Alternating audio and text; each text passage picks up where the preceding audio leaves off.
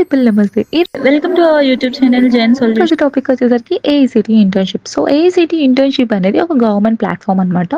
ఇక్కడ నేషనల్ వైస్‌గా మనం ఇంటర్న్‌షిప్స్‌కి అప్లై చేసుకోవచ్చు. సో, అప్లై చేయాలంటే ఫస్ట్ మనం ఏఐసిటీ పోర్టల్‌లో ప్రొఫైల్ అనేది అప్డేట్ చేసుకోవాలి. సో, అప్డేట్ చేసుకునేటప్పుడు కొన్ని డీటెయిల్స్ అయితే అడుగుతుంది. ఆ డీటెయిల్స్ అన్నీ ఫిలప్ చేస్తే మనకొక రెజ్యూమ్ అయితే ప్రిపేర్ అయితుంది. సో, ప్రిపేర్ చేసిన తర్వాత మనం ఇంటర్న్‌షిప్స్‌కి ఆటోమేటిక్‌గా అప్లై అయితే చేసుకోవచ్చు.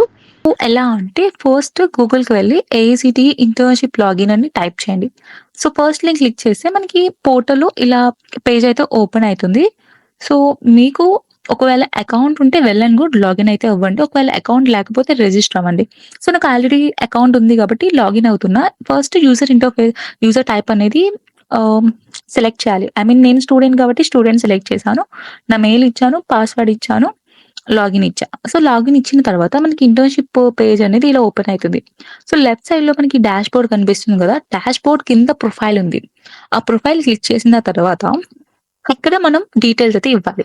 సో, ఫస్ట్ థింగ్ వచ్చేసరికి పర్సనల్ డీటెయిల్స్ అన్నమాట. సో, పర్సనల్ డీటెయిల్స్‌లో like first name, middle name, last name and father name, mother name.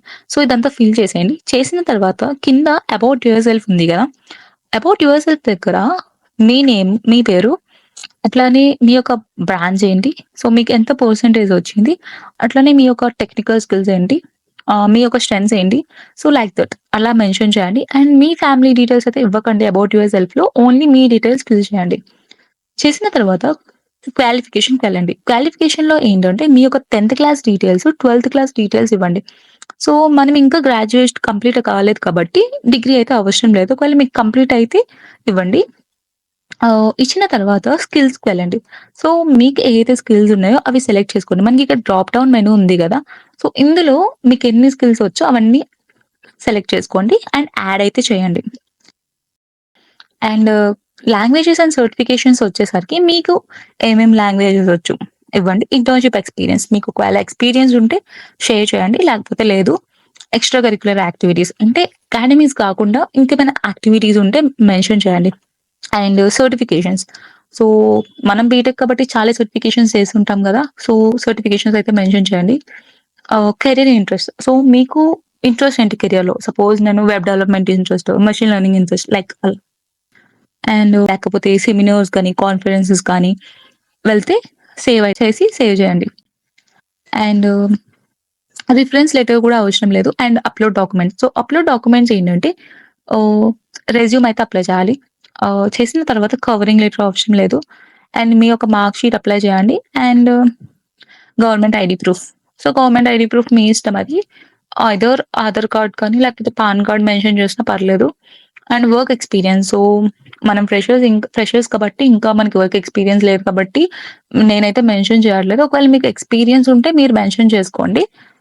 Area of interest వచ్చేసరికి మీరు ఇక్కడ కూడా డ్రాప్ డౌన్ మెనూ ఉంది గదా! సో, అందులో మీకు ఏమైనా ఇంట్రెస్ట్ ఉంటే అది సెలెక్ట్ చేసుకోండి. అండ్ లాస్ట్‌లో లింక్స్ కదా! ఈ లింక్స్ వచ్చేసరికి గిట్‌హబ్, లింక్డ్ఇన్. సో, మీకు ఆ లింక్స్ ఉంటాయి గదా! ఆ లింక్స్ యాడ్ చేసుకొని సబ్మిట్ చేయండి. అండ్ ఒకటి మర్చిపోకండి ప్రతీదీ ఫిల్ చేసిన తర్వాత సేవ్ అయితే చేయండి. సేవ్ చేసుకుంటూ రండి. సేవ్ చేసిన తర్వాత అంతా సబ్మిట్ చేసిన తర్వాత మనకొక రెజ్యూమ్‌లా చూపిస్తుందనమాట. సో, మీకేమైనా చేంజెస్ ఉంటే ఎడిట్ చేసుకోవచ్చు. సో, మీకు చూపించడానికి నేను ఒకటి అప్లై చేశాను. ఇంటర్న్‌షిప్ అనేది. సో, అప్లై చేసిన తర్వాత ఏఐసిటీ ఇంటర్న్‌షిప్ పోర్టల్‌కొచ్చేసి డాష్‌బోర్డ్ ఉంది గదా! డాష్‌బోర్డ్ దగ్గర మనకి ఎన్ని ఇంటర్న్‌షిప్స్ అప్లై చేసామో ఇక్కడ చూపిస్తుంది. సో, నేను అప్లై చేశాను గదా! ఇంటర్న్‌షిప్ అనేది. సో, నాకిక్కడ చూపిచ్చింది. సో, దానొక స్టేటస్ ఆ ఇంటర్న్‌షిప్ అప్లై చేసిన తర్వాత దానొక స్టేటస్ ఏంటి? సో, మనం స్క్రోల్ చేస్తే ఇక్కడ కనిపిస్తుంది. సో, ఇంటర్న్‌షిప్ నేమ్ ఏంటి? ఏ రోజున మనం అప్లికేషన్ అనేది సబ్మిట్ చేసాము and what is the status? ఆ స్టేటస్ అనేది ఏమైనా ఉందా? సో, అప్లై అయిందా లేదా? సో, ఎవ్రీథింగ్ అనేది ఇక్కడ చూసుకోవచ్చనమాట. అట్లా ఉంచేయొచ్చు.